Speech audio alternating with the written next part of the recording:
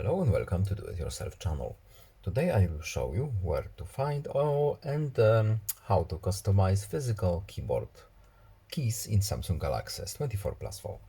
So we can have a physical keyboard that we can connect to the phone. Where to look for the options? First, settings. Next, in settings, we're looking for general management options menu.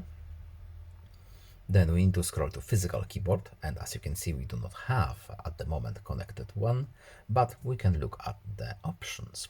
And here we have our keyboard shortcuts, and here we have the language of shortcuts, and then we can customize some keys. As you can see, caps, of course,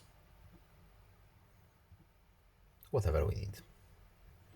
And that's all. I hope this video is helpful to you. Please leave a like and subscribe. Have a nice day and see you in the next video. Bye.